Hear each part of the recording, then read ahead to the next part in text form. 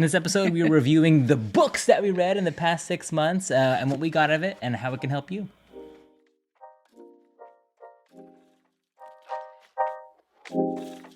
Welcome to another episode of Investing with the Baldovinos. I'm Josh. I'm Hannah. You gotta talk louder. I'm Hannah. I'm sorry, my allergies just like... In this episode, I have my glasses on. We got our cool Nike hats on. I got my glasses on because we're getting geeky. That's what we're doing. Whoa, books. Ooh. But in this episode, we are going to break down the books that we've read, the resources that we've... utilized. Yeah, and what you guys should be reading too and what we found some good value in. And we're trying to do this real fast. So these are like 15-second book reviews, what we got out of it, who's it for, and what we think. And we'll link everything down below. If only I had shoppable Amazon links, you know? I don't even know what that means. But if you like this concept, give it a like. You know, we put a lot of effort into this.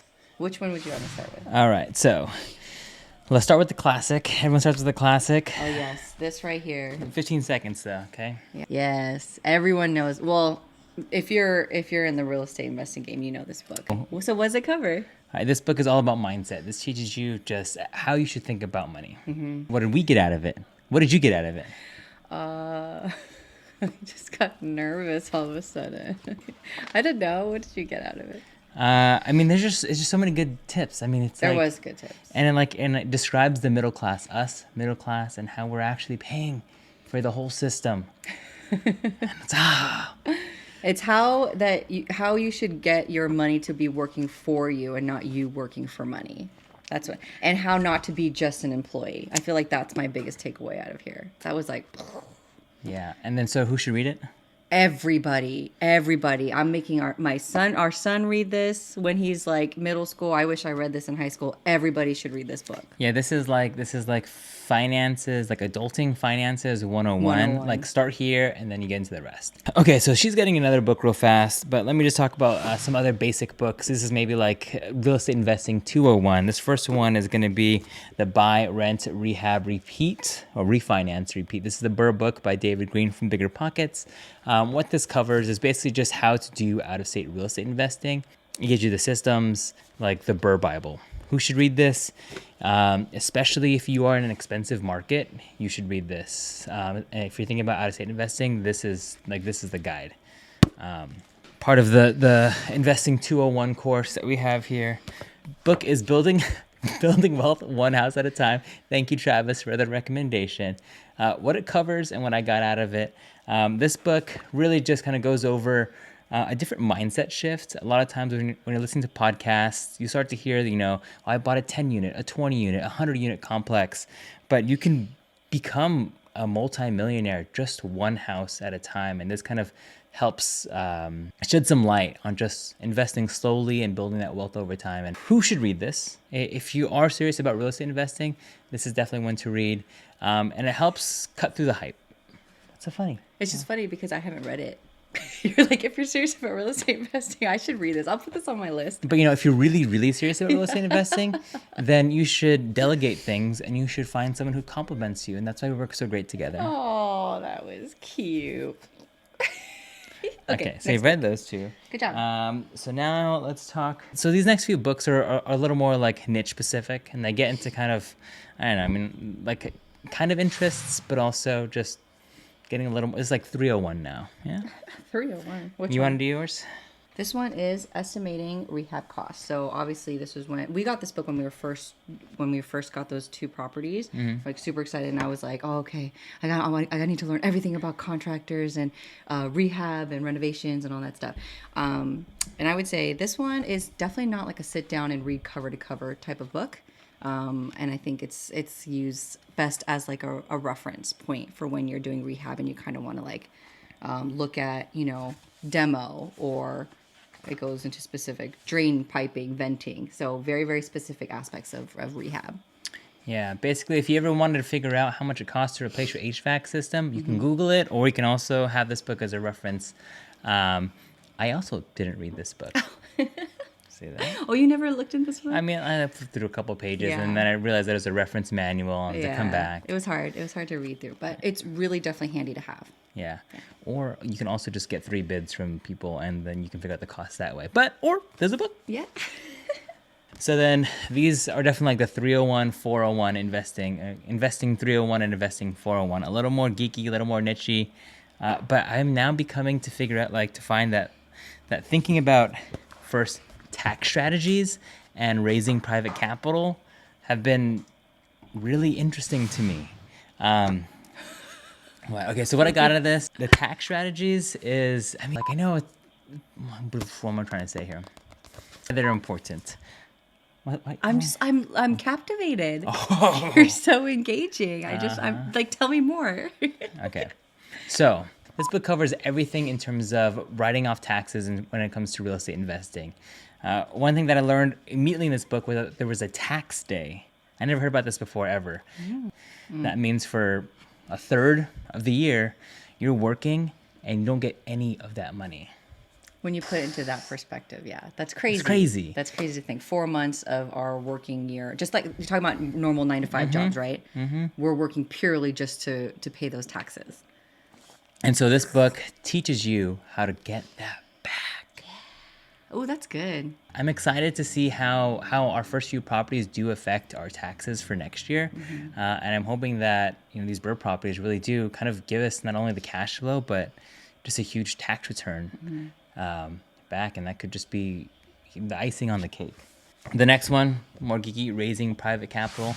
As we've talked about in other videos, I think we've reached a point to where if you want to do more deals more frequently, we can't do it with our own money, just our own money. And so figuring out how I can raise private money, how we can structure these deals, and how we can make it a win-win for our lenders and for us included was important. And so this was just an eye-opening read, and just this was what? You were super into this book, so I know you got a lot out of it. I was. I mean, yes. I mean, this... Oh, bro. I don't know. I mean... You okay? What was most interesting about this book is that it changed my mindset in terms of the value that the deal finder and operator brings to the table. Meaning, at first, I thought that whoever brings the money, is really bringing a significant portion of the play. But the person who is able to operate and execute and actually bring opportunities to investors plays way more impact than just someone who has the money. Because there are a lot of people who have money to invest but don't know how. And don't want to put in the effort to learn how. And yes, and don't want to put in the effort to either learn how, but also just to do it. It's a lot of work. Real estate investing is not it's not passive income. It's not. What it sounds like you're trying to say is that sometimes it often, when you think about private lenders, you're thinking about like you're kind of begging people for money. Like, oh, we need your money to do this. But really, it's a very much two-way street. They get something back in return. There's so much value add for them as well. So that's kind of sounds like that's where your mind shift went. See, that's why I need help. Who is this book for? Who's this private money book for? I think, you read the Building Wealth one house at a time, and then you think, I want to go a little bit faster than one house at a time. Mm-hmm. You're like, oh, insert this book. Do you see that? Look at that. It's my suggested reading list for the summer. When you want to scale faster, this book is for you. Good distinction. I like that. That makes a lot of sense. I have not read that book. Moving on. This one is going back to mindset. Everything is Figure Outable by Marie Forleo. She was actually a guest on the Bigger Pockets podcast, and I just loved her energy. I loved her vibe, so I immediately went and bought the book, and I read it cover to cover in like two or three nights or something. It was so good. What was it about, though? I believe it's about that everything is figure outable. Yeah. Like, as you can figure anything out if you just try hard enough. It's true. I think the biggest thing from this book was stop just taking out the verbiage "I can't" out of your vocabulary and replacing it with "How can I?" So I can't afford it. No, how can you actually afford it? And so it's a big focus on accountability on your own actions and your control of things, and how you just think about and stop limiting yourself with "I can't." I like that. Who's it for? Everybody that thinks that they can't do anything because of their circumstances, that people that think that they can't move forward because they have no money, they don't have I don't know. I can't think of any good examples, but people who always just get themselves stuck. I think everybody needs to read this book. Are you going to read this book? I mean, I will read this book. Yeah, but this is what I'm currently reading. Yeah, I just started a couple days ago. We like him. Do you guys know Ryan Serhant? Ryan Serhant's pretty awesome. Great suit collection. Would love to have suits very, like very him. fashionable. But yeah, he's got... His first book was Sell Like Serhant that I read when I was in sales, and that was a great sales book. And then I gave it to her as well. It just, I mean, like everything is sales. Everything is sales. Yeah, no matter what industry you're in, you're selling something. If you're a project manager, whatever, you have to negotiate and convince people wherever you are in whatever industry. Yeah. So Sell Like Serhant is just a read, period. That's actually stuck in my office before. I was reading it when COVID first hit, and then I wasn't allowed to go back in the office, and now it's just been sitting there for like a year and a half. So this is part 2. Yeah, this is his second book. But actually, how does this book change from the first one? I don't know. I never got to finish the first one. Well, you read some of it. Well, I mean, I read like the first chapter, and it was like... So what is this one about? Okay, so this one is, again, about mindset and how you can sort of change your circumstances. Again, he kind of gives a good example of how he wants to be perceived, and that's how he can control how other people perceive him. And so it's very much just, again, about taking control, taking ownership, and being accountable for your own circumstances. But that's all I know so far. There was one good little tidbit in there about dealing with other people's BS, which I'm not wonderful at. So that's something that I'll learn in here and we can share next time. But if you've read any good books, let us know in the comments below. If you found this video topic helpful, make sure to give it a like. You know, as we figure out into our own mastermind to start our own like little book club. Yeah. Well, you have any recommendations of what we should read next? Link them all. Comment below. Thank you guys so much for tuning in. Make sure to like, subscribe. It helps us a lot. Share this with other people. If you need to convince someone to read a book, you know, you can send it to us because we're awesome book reviewers, clearly. Obviously. And we will see you guys in the next one. Cheers. Cheers.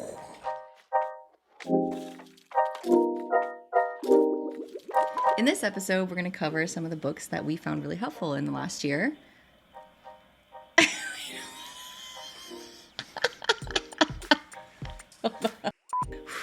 Okay. In this episode, no, I'm nervous. In this episode, we are reviewing the books that we read in the past 6 months and what we got out of it and how it can help you. That was so good.